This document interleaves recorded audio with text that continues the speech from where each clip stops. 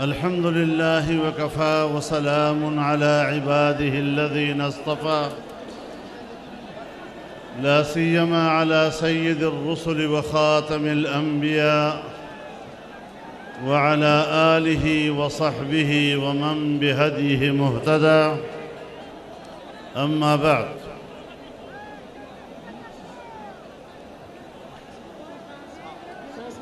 Stage پر موجود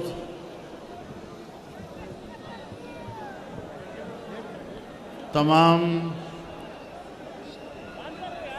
قومی عمائدین، رہبران ملت، میرے بزرگوں، دوستوں، بھائیوں، بہنوں، نوجوانوں، آج پاکستان ڈیموکریٹک موومنٹ کے زیر اہتمام اس تاریخی اور فقید المثال کانفرنس کے انعقاد پر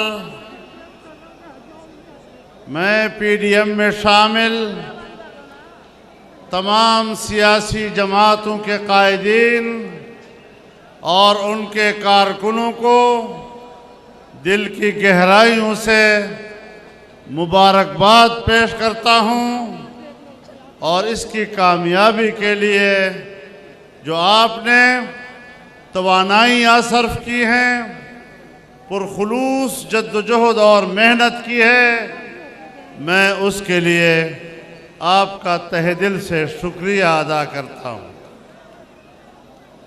میرے محترم دوستو، آج مجھے افسوس کے ساتھ یہ بات کہنی پڑ رہی ہے کہ محترمہ مریم نواز صاحبہ اپنی دادی کے انتقال کی وجہ سے گفتگو نہیں کر سکی۔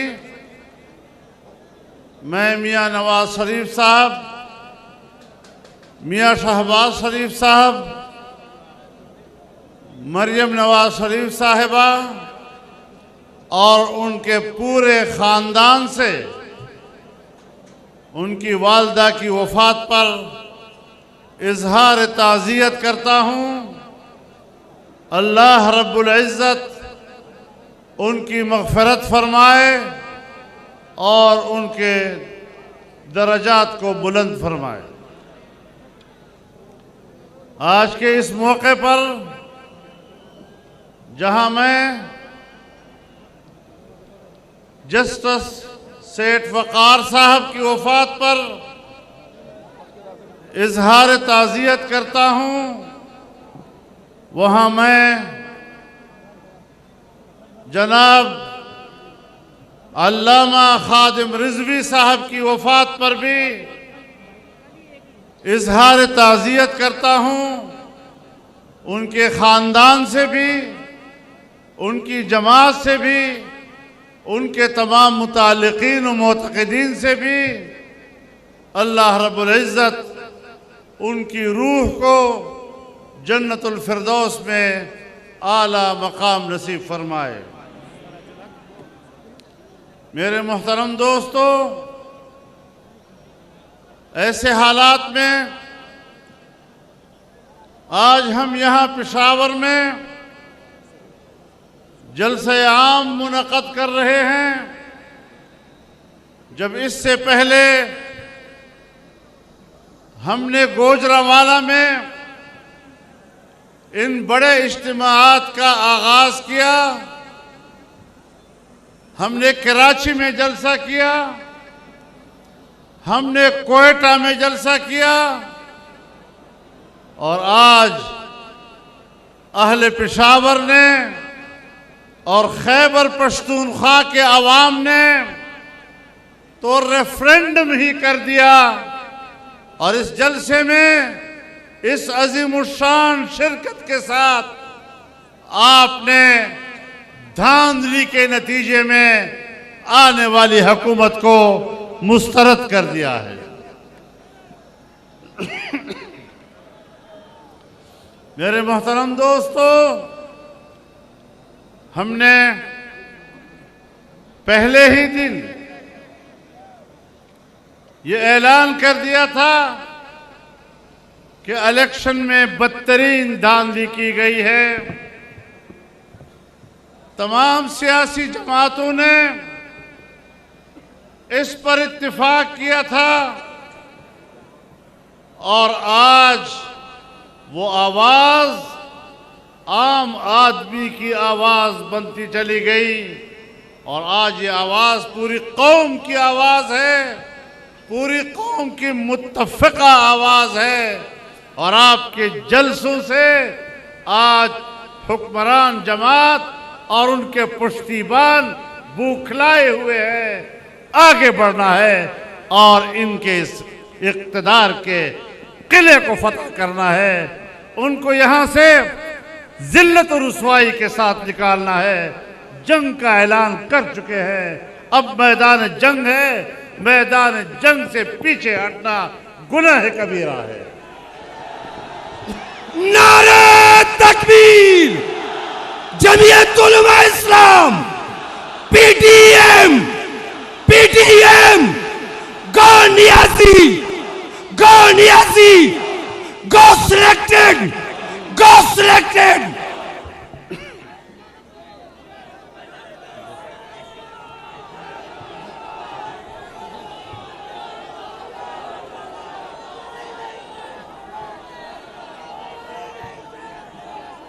داخلہ اشارہ بولے پتبر میں درتا ہوا حالات پتبر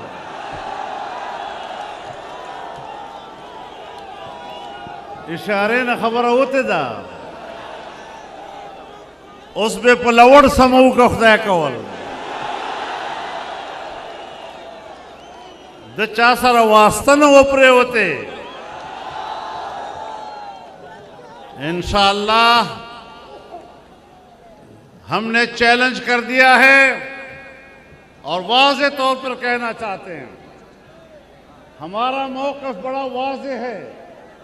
دھاندلی ہوئی ہے، دھاندلی کی گئی ہے، ہمیں دھاندلی کرنے والا بھی معلوم ہے، اور وہ جو نامعلوم ہے وہ ہم سب کو معلوم ہے۔ ہم فوج اور ادارے کا احترام کرتے ہیں اگر وہ ہمارا دفاعی ادارہ ہے۔ اگر دفاعی ادارہ ہے ہمارے سر آنکھوں پر، لیکن اگر وہ سیاسی ادارہ بننے کی کوشش کرے گا تو پھر تنقید برداشت کرنی ہوگی۔ پھر یہ مت کہیں کہ ہمارا نام نہ لیا کرو، پھر تمہارا نام بھی لیا جائے گا، پھر تم پر تنقید بھی کی جائے گی، پھر آپ کے سامنے کلمہ حق بھی کہا جائے گا۔ اور آج بھی ہم آپ کو مہلت دیتے ہیں، آپ ان کے پشتیبانی سے پیچھے ہٹ جائیں، دستبردار ہو جائیں، اور آپ کہہ دیں کہ یہ ہماری حکومت نہیں ہے۔ آپ اس حکومت کے خلاف آواز ہمارے ساتھ ملائیں، پھر ہم اور آپ بھائی بھائی ہیں۔ آپ سیاست میں کیوں آتے ہیں؟ آپ اپنے دفاع سے کام رکھیں، دفاع کام کریں گے تو ہم آپ کے ساتھ ہیں۔ نعرہ تکبیر! ہم لے کے رہیں گے، ہم لے کے رہیں گے۔ ذرا زور سے بولو، للکار سے بولو، سب مل کے بولو۔ بلاول بولے، مریم بولے، مولانا بولے۔ آپ دھاندلی کریں وہ جرم نہیں، ہم دھاندلی کے خلاف احتجاج کریں تو آپ ہم سے خفا ہوتے ہیں، پھر خفا نہ ہونا، پھر برداشت کرنا۔ لیکن بڑی وضاحت کے ساتھ کہہ دینا چاہتا ہوں کہ 2 سال کے عرصے میں تم نے پاکستان کی معیشت کو تباہ کر دیا ہے، اور جب کسی ملک کی معیشت گرتی ہے تو پھر وہ ریاست باقی نہیں رہ سکتی. ریاست کے بقا کا دار و مدار مستحکم معیشت پر ہوا کرتا ہے. جب ہم حکومت چھوڑ رہے تھے اور نئے الیکشن کی طرف جا رہے تھے تو ہم نے بجٹ میں کہا تھا کہ آئندہ سال اس ملک کی ترقی کا تخمینہ 5.5% ہوگا اور اس سے اگلے سال ترقی کا تخمینہ 6.5% ہوگا. آپ کو حکومت ملی اور آپ کی حکومت میں پہلے سال تخمینہ 1.8 پہ آیا اور جب دوسرے سال تم نے بجٹ پیش کیا تو 0.4 پہ آ گیا.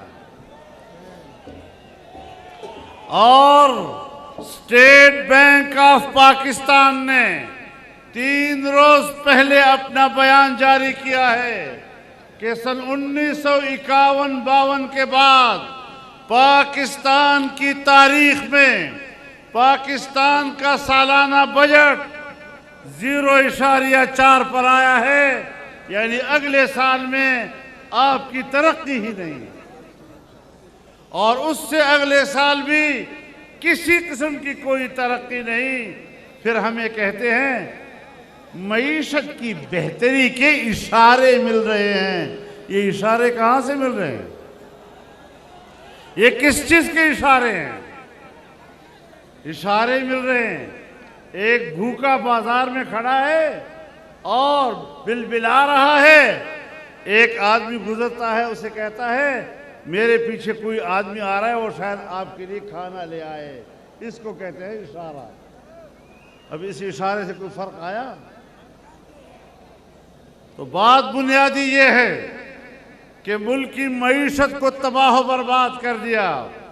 آج ہم اس قابل نہیں ہے کہ دنیا کا کوئی ملک ہمارے ساتھ تعلقات قائم کرے. وہ ہندوستان جب واجپئی وزیر اعظم تھا تو وہ پاکستان اب بس کے ذریعے آیا، لاہور میں اترا، مینار پاکستان پر کھڑا ہوا، پاکستان کو ایک حقیقت کے طور پر اس نے تسلیم کیا. کیا وجہ تھی؟ پاکستان معیشت کے لحاظ سے مستحکم تھا اور وہ پاکستان کے ساتھ تجارت کرنا چاہتا تھا. افغانستان پاکستان کے ساتھ رابطے میں رہتا تھا، ہمارا پڑوسی ملک ہے، وہ ہم سے تجارت کرنا چاہتا تھا. لیکن آج افغانستان آپ سے مایوس ہے، وہ آپ کے ساتھ کوئی رابطہ کرنے کو تیار نہیں ہے. ایران آپ کے مقابلے میں ہندوستان کی لابی میں چلا گیا ہے.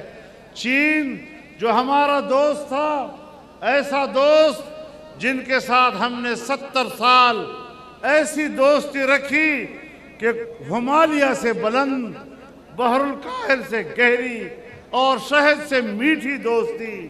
لیکن آج ہم نے ان کے 70 ارب ڈالر کی سرمایہ کاری کو تباہ و برباد کر دیا امریکہ کے اشارے پر. اور ایک ٹرمپ نے دوسرے ٹرمپ کو کہا کہ چین کے منصوبے کو ناکام بناؤ. جس طرح امریکیوں نے وہاں کے ٹرمپ کو مسترد کیا ہے، انشاءاللہ پاکستان کا عوام پاکستانی ٹرمپ کو بھی مسترد کرے گا. نعرہ تکبیر! گو نیازی! گو نیازی! جیلی حکمران مرد آباد! جیلی حکمران! جیلی وزیر اعظم! جیلی وزیر اعظم! میرے محترم دوستو، روس سوویت یونین کیوں تباہ ہوا؟ دفاعی لحاظ سے طاقتور تھا لیکن معاشی لحاظ سے کمزور ہوا، اپنا وجود کھو بیٹھا. آج پاکستان کا یہ حشر کر دیا گیا ہے. آج یہ پاکستان کا گوربچوف بننا چاہتا ہے. جس طرح اس کی غلط روش نے اور غلط پالیسی نے سوویت یونین کا خاتمہ کیا، آج یہ پاکستان کا خاتمہ کرنا چاہتا ہے۔ عجیب بات یہ ہے، عجیب بات یہ ہے کہ سیاستدانوں کو کہتا ہے کہ یہ مجھ سے این آر او چاہتے ہیں۔ پیدامون این آر او غواړي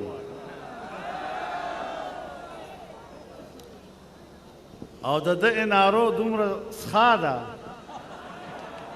چې موږ د این آر او دا او هم نه قبلو۔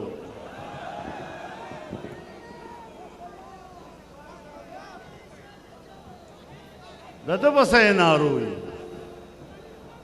این آر او ته غواړې او موږ دله نه درکوو۔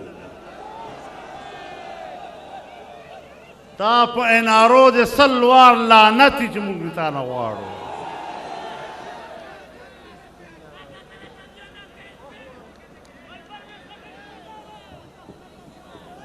تو میرے محترم دوستو، جو حکومت سیاسی طور پر ناجائز، جس کی کوئی حق اقتدار موجود نہیں، جو کارکردگی کی بنیاد پر نااہل معاشی قاتل ہے پاکستان کا، آج ناکام خارجہ پالیسی کہ نہ تو آپ پر امریکہ اعتماد کرنے کے لیے تیار ہے، نہ آپ پر چین اعتماد کرنے کے لیے تیار ہے۔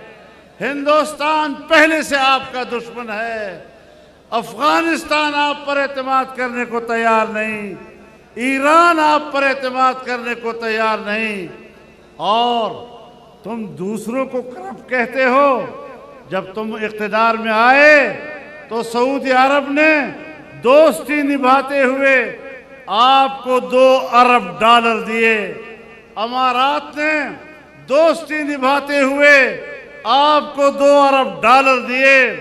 آج 2 سالوں میں وہ آپ سے ناراض، اور اس حد تک ناراض کہ اپنے پیسے پہ ڈر رہے ہیں کہ کہیں ہمارے پیسے کو تم کہیں اپنے پیٹ میں نہ ڈال دو، اس کو ضائع نہ کر دو۔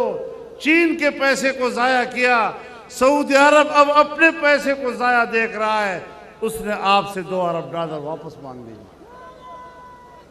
امارات نے تم سے $2 ارب واپس مانگ لیے ہیں۔ تم پر کوئی اعتماد کرنے کو تیار نہیں ہے۔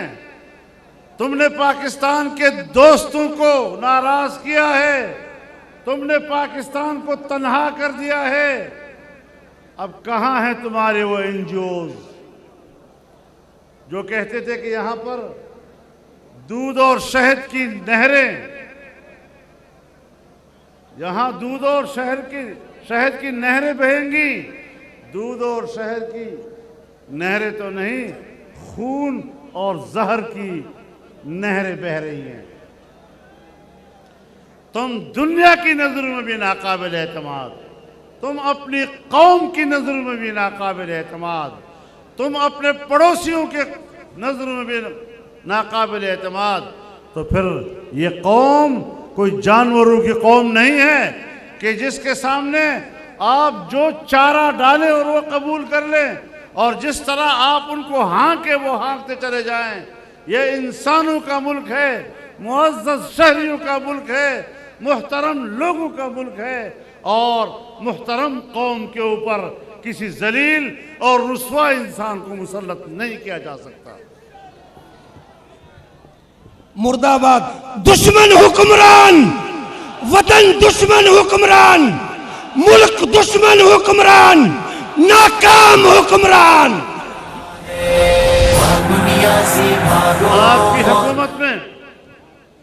آپ کی حکومت میں انسانی حقوق پامال ہو رہے ہیں۔ بہت سے ہمارے قائدین نے آپ کے سامنے یہ بات کہی۔ کہاں ہے آپ کا لاپتہ افراد کی باتیں جو تم کیا کرتے تھے؟ آج بلوچ رو رہا ہے، آج سندھی رو رہا ہے، آج پشتون رو رہا ہے، اور پنجابی رو رہا ہے، کشمیری رو رہا ہے۔ کشمیر کو تم نے بیچا اور کشمیر کے سوداگر بنے۔ آج تم کشمیر کے لیے مگرمچھ کے آنسو بہا رہے ہو۔ کیا اقتدار میں آنے سے پہلے تم نے کشمیر کو 3 حصوں میں تقسیم کرنے کا فارمولہ پیش نہیں کیا تھا؟ مجھے بتایا جائے کہ سن 1948 اور 49 کی قراردادوں میں کشمیر کو تقسیم کرنے کی کون سی گنجائش تھی؟ ہم نے 70 سال تک کشمیریوں سے ایک ہی بات کہی کہ آپ نے اپنے مستقبل کا فیصلہ خود کرنا ہے، آپ کی حق خود ارادیت یہ آپ کا بین الاقوامی مسلمہ حق ہے۔ لیکن آج مودی نے آ کر، اور میں آپ کو بتاؤں، مودی کے آنے کے لیے دعائیں اس نے نہیں کی تھی۔ عمران خان نے کہا تھا کہ خدا مودی کو کامیاب کرے، جب وہ کامیاب ہو جائے گا کشمیر کا مسئلہ حل ہو جائے گا۔ مودی کا جو یار ہے، انڈیا کا جو یار ہے، مودی کا جو یار ہے، یہودیوں کا جو یار ہے،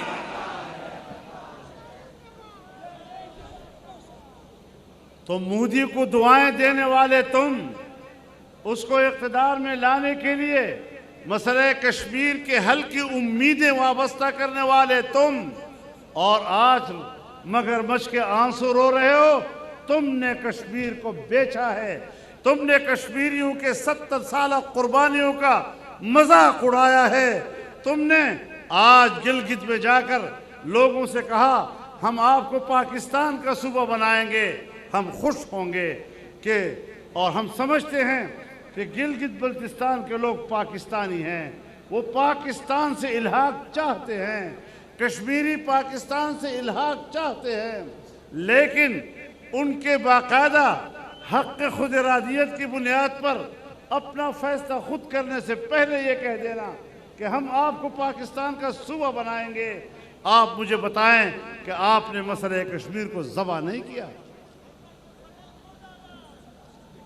اس طریقے سے آپ کشمیر کے مسئلے کو حل کر رہے ہیں۔ ہم نے ان کی لاشوں پہ سیاست کی 70 سال، ہم نے وہاں کی ماؤں اور بہنوں کی عزتوں اور ان کے ناموس اور عصمت پہ سیاست کی، ہم نے ان کے بچوں کے چہروں سے ٹپکتے ہوئے خون پر سیاست کی۔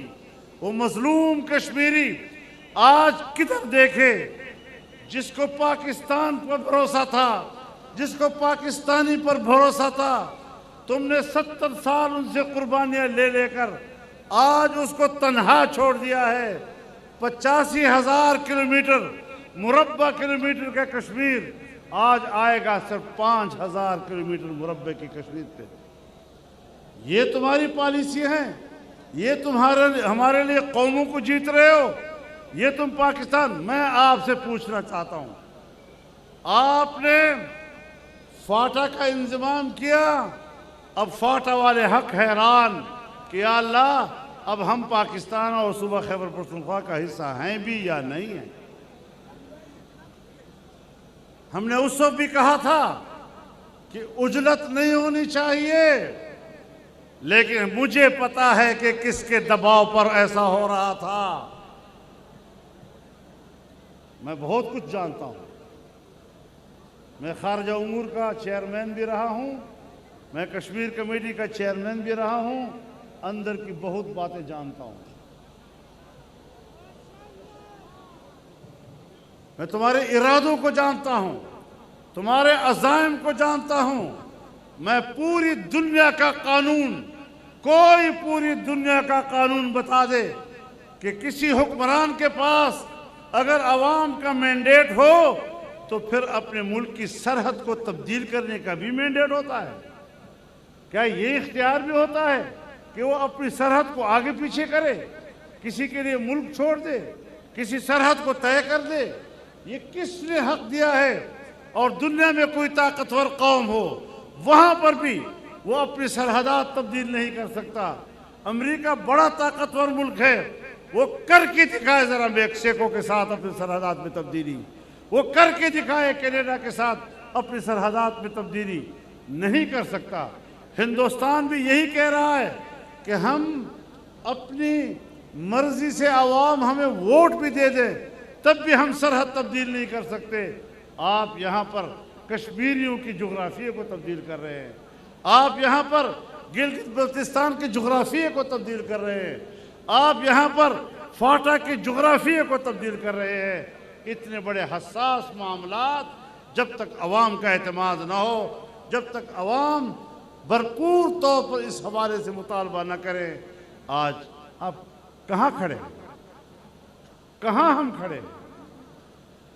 انہوں نے پاکستان کو وہاں کھڑا کر دیا کہ جہاں اب پاکستان کی بقا کا سوال پیدا ہو رہا ہے۔ تو آج اگر پی ڈی ایم ہے تو پی ڈی ایم کا بنیادی مقصد پاکستان کی بقا ہے، اس کی بقا کا تحفظ ہے۔ ہم اس ملک کو بچانے کے لیے اکٹھے ہوئے ہیں۔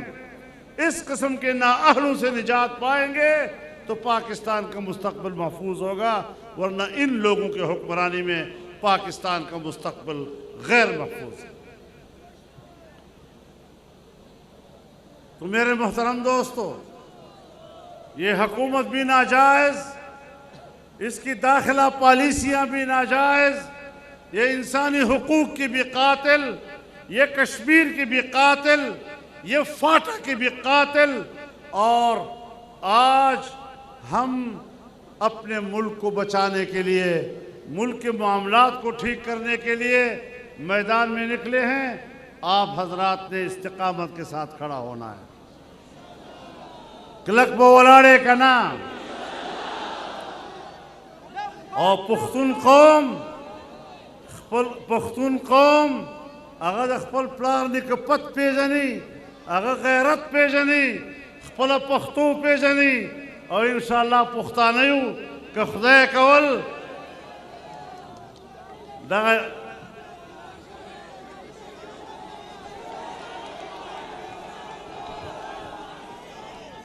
نعرہ تکبیر، قائدہ اشارہ کوا، قائدہ اشارہ کوا، لبیک لبیک لبیک لبیک۔ مجمع محترم ورونو، پی ڈی ایم خپل بنیادی مقاصد و اعلان وکړ، جمہوری، سیاسی، انسانی حقوق په حواله او دا چې د آئین پاکستان اسلامی، وفاقی او جمہوری حیثیت به محفوظ وي او اسلامی دفاع و تحفظ او په هغې باندې عمل درآمد به یقیني وي، دغه بنیاد باندې زموږ اتحاد خپله فیصله وکړي۔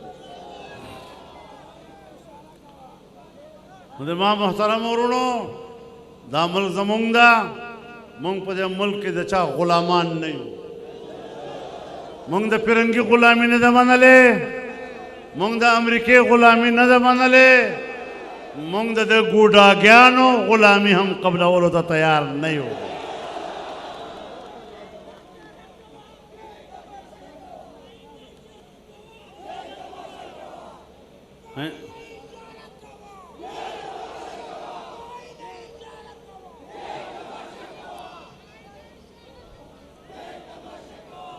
ہم نے جس سفر کا آغاز کیا ہے اب وہ کافی طے ہو چکا ہے، تھوڑا فاصلہ باقی ہے۔ استقامت کے ساتھ انشاءاللہ ہم اپنے منزل کو پائیں گے، اس ملک کو پاکستان بنائیں گے، حقیقی پاکستان بنائیں گے، اسلامی اور جمہوری پاکستان بنائیں گے، وفاقی پاکستان بنائیں گے، پارلیمانی پاکستان بنائیں گے، اور 18ویں ترمیم کے ذریعے صوبوں کو جو حقوق دیے گئے ہیں، کوئی مت سوچے کہ ہم صوبوں کو دیے ہوئے حقوق پر کوئی سودا کے لیے تیار ہو سکیں گے۔ ہم NFC ایوارڈ پر کوئی سمجھوتا کرنے کے لیے تیار نہیں ہے، ہم صوبوں کے حقوق پر کوئی سمجھوتا کرنے کے لیے تیار نہیں ہے۔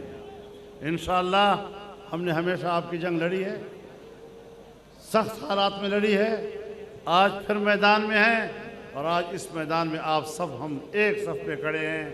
اس صف کو مضبوط بنانا ہے، اس صف کو آگے لے جانا ہے۔